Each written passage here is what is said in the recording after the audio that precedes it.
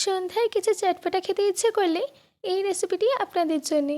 এই রেসিপিটি আপনারা আপনাদের বাড়িতে আসা অতিথিদেরকেও দিতে পারেন। আর এই রেসিপিটি বানানো খুবই সহজ। তো চলুন বেশি দেরি করব না, শুরু করছি আমার আজকের এই সহজ রেসিপি। হ্যালো ফ্রেন্ডস, আমি পিনু কুকুর মিনুতে আপনাদের সবাইকে স্বাগত। সবার প্রথমেই আমি এখানে নিয়েছি 3টে মিডিয়াম সাইজের আলু। আলুটাকে আমি ভালো করে খোসা ছাড়িয়ে মাঝখান থেকে কেটে ধুয়ে নিয়েছি। আর নিয়েছি 200 গ্রাম মটর, যেটা আমি 7 ঘন্টার জন্য ভিজিয়ে রেখেছিলাম। এবার একটা প্রেসার কুকার নিয়ে মটরটাকে জল থেকে ছেঁকে প্রেসার কুকারের মধ্যে দিয়ে দিতে হবে। মটর দেওয়া হয়ে গেলে দিয়ে দিতে হবে কেটে ও ধুয়ে রাখা আলু। তারপর দিয়ে দিতে হবে 3 কাপ জল। জল দেওয়ার পর দিয়ে দিচ্ছি হাফ চামচ নুন। এবার প্রেসার কুকারে ঢাকা দিয়ে 3টে সিটি আসা অবধি ওয়েট করতে হবে। 3টে সিটি দেওয়া হয়ে গেলে প্রেসার কুকারের ঢাকনাটা দিয়ে চেক করে নিচ্ছি যে সেদ্ধ হয়েছে কিনা। দেখুন পারফেক্টলিভাবে সেদ্ধ হয়ে গেছে। এবার আমি তেঁতুল জল তৈরি করে নেব। তার জন্য আমি একটা বলে নিয়েছি কিছুটা তেঁতুল। এবার এর মধ্যে দিয়ে দিচ্ছি 1 গ্লাস জল।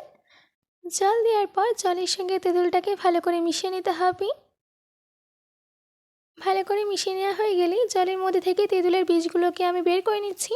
তারপর এর মধ্যে আরও হাফ গ্লাস জল অ্যাড করে দিতে হবে। তারপর দিয়ে দিতে হবে হাফ লেবুর রস। দিচ্ছি হাফ চামচ লঙ্কা গুঁড়ো, হাফ চামচ নুন, 1 চিমটি হিং। এবার এই সব কিছুকে ভালো করে মিশিয়ে নিতে হবে। তারপর এর মধ্যে দিয়ে দিতে হবে 2টো কাঁচা লঙ্কা কুচি। কাঁচা লঙ্কা কুচি দেওয়ার পর আবারও ভালো করে মিশিয়ে নিচ্ছি। ব্যাস, আমাদের তেঁতুল জল রেডি। এবার একটা কড়াইতে দিয়ে দিচ্ছি হাফ লেডেল ফুল সাদা তেল। তেল গরম হয়ে গেলেই দিয়ে দিতে হবে সেদ্ধ ও ম্যাশ করে নেওয়া আলু। তারপর এর মধ্যেই দিয়ে দিতে হবে সেদ্ধ করে নেওয়া মটর। এবার এই মটর আর আলুটাকে একটু মিশিয়ে নিতে হবে, বেশি মেশাতে যাবেন না। মেশানো হয়ে গেলে এর মধ্যেই দিয়ে দিতে হবে 2 লেডেল ফুল তেঁতুল জল। তারপর দিয়ে দিতে হবে 1 চামচ লঙ্কা গুঁড়ো। এবার এই সব কিছুকে ভালো করে মিশিয়ে নিচ্ছি। ভালো করে মিশিয়ে নেওয়া হয়ে গেলে এর মধ্যে দিয়ে দিতে হবে হাফ চামচ ভাজা জিরে গুঁড়ো, হাফ চামচ বিট নুন, হাফ চামচ চাট মশলা। এবার এই সব কিছুকে মিশিয়ে নিয়ে মিডিয়াম ফ্লেমে ততক্ষণ রান্না করতে হবে যতক্ষণ না এদের কনসিস্টেন্সিটা একটু ঠিক হয়ে যায়। যদি আমার আজকের এই রেসিপিটি আপনাদের ভালো লাগে তো প্লিজ লাইক করবেন, ও আপনারা যদি এই রেসিপিটি ইউটিউবে দেখেন তো সাবস্ক্রাইব করে পাশে থাকা বেল আইকনটি ক্লিক করে দেবেন। আর যদি ফেসবুকে দেখেন তো মিনুস কিচেনকে ফলো করে দেবেন।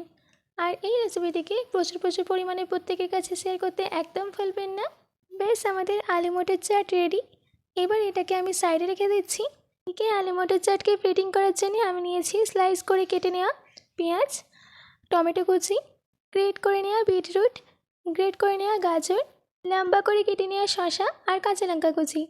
আর এই দিকে নিয়েছি তেঁতুল জল, যেটা আমি আগে থেকে তৈরি করে রেখেছিলাম, ভাজা জিরে গুঁড়ো, বিট নুন, চাট মশলা, তেঁতুলের চাটনি, গ্রিন চাটনি, আর নিয়েছি টক দই। আর এই দিকে নিয়েছি শুকনো খোলায় ভেজে নেওয়া বাদাম, ঝুরি ভাজা, পাপড়ি আর নিমকি। এবার আমরা আলু মটর চাটের প্লেটিং করে নেব। তার জন্যে আমি প্রথমে আলু মটর চাট দিয়ে দিচ্ছি। তারপর এর উপরে দিয়ে দিতে হবে তেঁতুল জল, দিতে হবে শসা, পেঁয়াজ, টমেটো, কাঁচা লঙ্কা,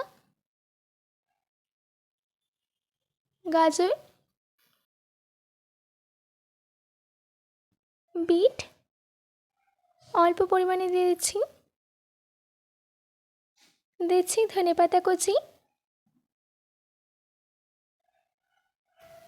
অল্প পরিমাণে পাপড়ি ভেঙে দিয়ে দিতে হবে, দিয়ে দিচ্ছি নিমকি, নিমকিটাকেও আমি ভেঙে দিচ্ছি। তারপর এর উপরে দিয়ে দিতে হবে গ্রিন চাটনি,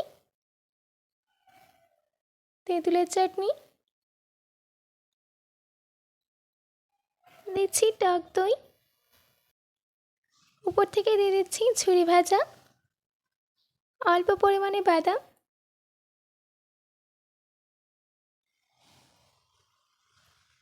এক চিমটি ভাজা জিরে গুঁড়ো ছড়িয়ে দিচ্ছি, দিচ্ছি এক চিমটি বিট নুন, এক চিমটি চাট মশলা। বেশ, রেডি হয়ে গেছে আমাদের চটপটা আলু মটর চাট।